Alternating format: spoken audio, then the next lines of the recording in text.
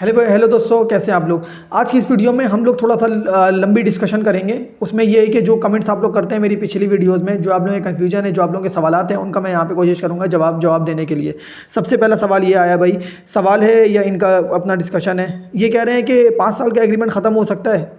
5 साल का एग्रीमेंट भी ख़त्म हो सकता है। पहले सबसे पहले म्यूचुअल अंडरस्टैंडिंग करनी चाहिए एम्प्लॉय के साथ, एम्प्लॉयर के साथ, जो आपका कंपनी वाले हैं, कंपनी वालों के साथ डिस्कस कर सकते हैं कि भाई ऐसा ऐसा है और मैं अपना कॉन्ट्रैक्ट जो है वो टर्मिनेट करना चाह रहा हूँ आपको। मगर 5 साल का देखें, सबसे पहली बात तो यही है कि जो मैं अभी इस कमेंट में मैंने पढ़ा है कि 5 साल का एग्रीमेंट है। अरे भाई 5 साल का एग्रीमेंट क्यों कर रहे हो आप 1 साल का 2 साल का ये सब छोटे शॉर्ट कॉन्ट्रैक्ट करो ना। 5 साल का क्यों करके बैठ गए। कभी भी जो नए आने वाले दोस्त हैं, जो भी हैं, उनके इन्फॉर्मेशन के लिए मैं ये स्प्रेड कर रहा हूँ कि भाई आप लॉन्ग टर्म कॉन्ट्रैक्ट नहीं किया करो, लंबे कॉन्ट्रैक्ट नहीं किया करो, शॉर्ट टर्म कॉन्ट्रैक्ट करो भाई। 1 साल का कॉन्ट्रैक्ट करो, 1.5 साल का, 2 साल का, इस तरह का कॉन्ट्रैक्ट किया करो।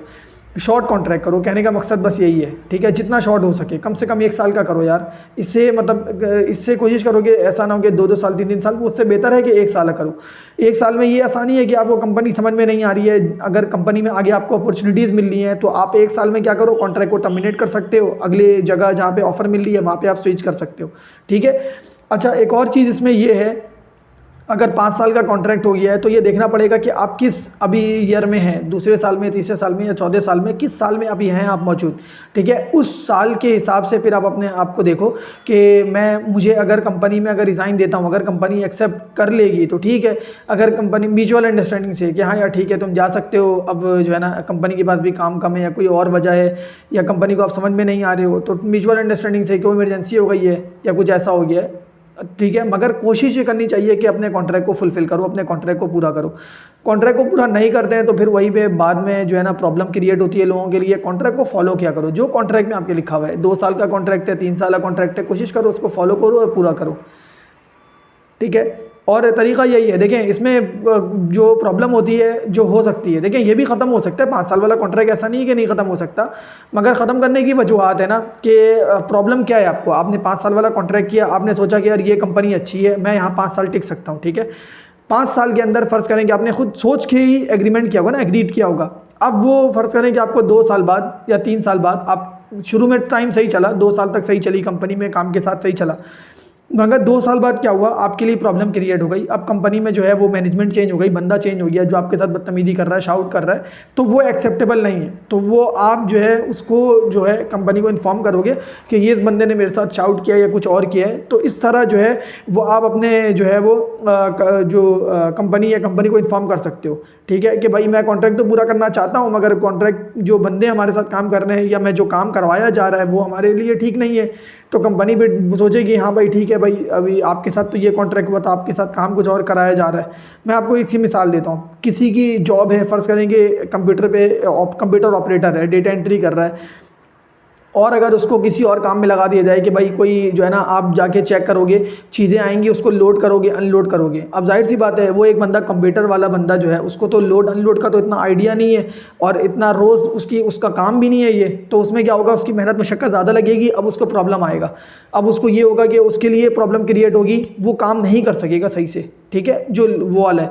मगर उसको काम कौन सा, मतलब कि किस लिए हायर किया था, किस पोजीशन के लिए हायर किया था, कंप्यूटर ऑपरेटर के लिए। अब वो कंप्यूटर ऑपरेटर का काम नहीं कर रहा, तो वो कंपनी को क्लेम कर सकता है कि भाई मुझसे पहले काम आपने कुछ बोला था जो कॉन्ट्रैक्ट में लिखा हुआ था, मगर अब आप काम कुछ और करा रहे हो मुझसे, ठीक है। तो ये दोनों में जो है ना अब प्रॉब्लम आ रही है, तो आप कंपनी से ये चीज़ें डिस्कस कर सकते हो। दूसरा आप ये डिस्कस कर सकते हो अगर कहीं बिहेवियर सही नहीं हो रहा है, यही सारी चीज़ों का मसला होता है। 2 चीज़ों का मेन हर जगह मसला होता है। एक काम का मसला होता है कि काम जो बोला जाता है, जो डिसाइड हुआ होता है कॉन्ट्रैक्ट में, वो नहीं कराया जाता, और जब एक्चुअल में, जब प्रैक्टिकल में आप साइट पर जाते हो या आप कहीं पर भी जब जो जिस कंपनी के ऑफिस में जाते हो तो वहाँ पर काम कुछ और लिया जाता है, ठीक है। सबसे पहली तो ये चीज़ हो सकती है। दूसरी चीज़ क्या हो सकती है कि वहाँ पर बंदे का बिहेवियर सही नहीं है, मैनेजर है या कोई भी है, वो बंदा आपको अब्यूज़ कर रहा है, गालियाँ बक रहा है, उल्टे सीधे चीज़ें कर रहा है, मतलब जो बिहेवियर है उसका वो सही नहीं है, ठीक नहीं है, ठीक है। तो ये सूरत भी आपके लिए एक्सेप्टेबल नहीं है। जब आपके साथ बिहेवियर सही नहीं होगा, आप काम कैसे करोगे, अपनी प्रोडक्टिविटी कैसे दोगे वहाँ पर। तो ये सब चीज़ें देखी जाती हैं। आपने स्टार्ट में देखा कंपनी की रेपुटेशन बहुत अच्छी है, कंपनी का नाम मार्केट में बहुत अच्छा है, हर जगह नाम इसका फैला हुआ है कंपनी का, मगर कंपनी का काम जो है वो इतना ज़्यादा खास नहीं है, ठीक है। मतलब जब आप कंपनी में जब एंटर हुए, दूर दूर से तो हर चीज़ बहुत अच्छी लग रही होती है, मगर जब आप एंटर हुए, जब वहाँ काम करने गए, आपने 5 साल का कॉन्ट्रैक्ट भी कर लिया, मगर काम करने के बाद आपको समझ में नहीं आया कि काम यहाँ तो सही नहीं है, तो वो स्टार्ट का जो टाइम होता है वो आपको मालूम होगा, एक प्रोबेशन पीरियड का एक टाइम होता है। प्रोबेशन पीरियड के अंदर कॉन्ट्रैक्ट में अगर ये लिखा हुआ है कि दोनों पार्टीज़ के पास राइट है कि वो टर्मिनेट कर सकता है कॉन्ट्रैक्ट, दोनों पार्टीज़ के पास हक हासिल है, मेरे पास भी है और कंपनी के पास भी हक हासिल है कि आप कॉन्ट्रैक्ट को टर्मिनेट कर सकते हो, रिमूव कर सकते हो, तो कोई इशू नहीं है, आप वो कर सकते हो, ठीक है। मगर अगर इसमें एक केस ये भी है कि जो अमूमन हो जाता है, लोगों से गलतियाँ हो जाती हैं, क्या, क्योंकि उसमें लिखा हुआ होता है कि सिर्फ कंपनी वाले के पास राइट है कि वो कॉन्ट्रैक्ट जो है वो टर्मिनेट कर सकती है। तो इस सूरत आपके पास तो कोई राइट ही नहीं है ना, आपके पास तो कोई हक ही हासिल नहीं है कि आप अपना कॉन्ट्रैक्ट टर्मिनेट कर सको, तो वो सिर्फ कंपनी के पास राइट होगा, कंपनी ही सिर्फ कॉन्ट्रैक्ट को टर्मिनेट कर सकती है, अदरवाइज कॉन्ट्रैक्ट टर्मिनेट नहीं हो सकता, प्रोबेशन पीरियड में हो या प्रोबेशन पीरियड में ना हो। जब आपने लिख दिया, ये लिख कर दे दिया, ठीक है। अच्छा, जब भी कॉन्ट्रैक्ट आया करे आपके पास, आप कॉन्ट्रैक्ट को क्या करो, सही तरीके से पढ़ा करो, देखा करो कि क्या चीज़ मेरे इसमें है, क्या चीज़ नहीं है। सबसे पहली चीज़ ये देखा करो कि भाई शॉर्ट टर्म कॉन्ट्रैक्ट होना चाहिए, सबसे पहले ये देखा करो। दूसरी चीज़ भाई ये देखा करो कि जो जॉब, जिस चीज़ में आप माहिर हो, जो काम आप कर सकते हो, क्या वो उसमें लिखा हुआ है या नहीं लिखा हुआ है, उसकी डिस्क्रिप्शन, उसकी मतलब डिटेल लिखी हुई है वहाँ पर, उसको सही से लिखा हुआ है कि हाँ यार यही काम करेगा। ऐसा ना हो कि यार काम कुछ और, कॉन्ट्रैक्ट में कुछ और लिखा हुआ हो और जाके जब आप जाओ तो काम कुछ और लिया जा रहा हो, तो ये ना हो, ठीक है। तो जो भी आपका डिसाइड हो वो आप सही से पहले देख लिया करो। अच्छा, इसके अलावा एक और चीज़ जो है वो हाँ, अब देखो 5 साल का आपने कॉन्ट्रैक्ट तो कर लिया ना, 5 साल का आपका कॉन्ट्रैक्ट हो चुका है, मगर 2 साल बाद, 2 साल तक तो कहानी जो कॉन्ट्रैक्ट में लिखा हुआ था, सैलरीज का मामला हुआ, कुछ भी मामला हुआ, तो वो ठीक चल रहा था, मगर बाद में जो है वो चीज़ें बिगड़ गई। जो अब तीसरा साल शुरू हुआ तो तीसरे साल में जो है ना प्रॉब्लम शुरू हो गई। तो अब क्या करे बंदा, अब ये सोचेगा कि यार इसको कॉन्ट्रैक्ट को टर्मिनेट करना है या नहीं करना है, क्या करना चाहिए। तो अब बंदा यहाँ परेशान होता है। तो परेशान होने की ज़रूरत नहीं है, आप कंपनी को इन्फॉर्म करो कि कंपनी को सीधी सीधी ये बात आप बात करो। मगर देखो, मैं यही बात कहूँगा कि बोलना नहीं है वहाँ पर क्या करना है, राइट करना है, वहाँ पर बताना है कि भाई ऐसा ऐसा केस है, ऐसी ऐसी बात है, आप जो है वो चीज़ जो है ना, आपने बोला कुछ था और करवाया कुछ है, तो ये चीज़ नहीं किया करो, ठीक है। मुंह से कुछ भी नहीं बोलो भाई, आप उसको रिटन पेपर में लिख के दो, ताकि आप देखो कोई सॉलिड रीज़न हो ना, कंपनी भी फिर एक्सेप्ट करती है, गवर्नमेंट भी और जब कोर्ट में अगर आपकी बात कोर्ट तक जाती है तो ये बात वहाँ पर भी एक्सेप्टेबल होगी कि आपने रिटन कहीं पर सबूत लिख कर दिया है, एविडेंस है आपके पास कि भाई आपने कंपनी को इन्फॉर्म किया है।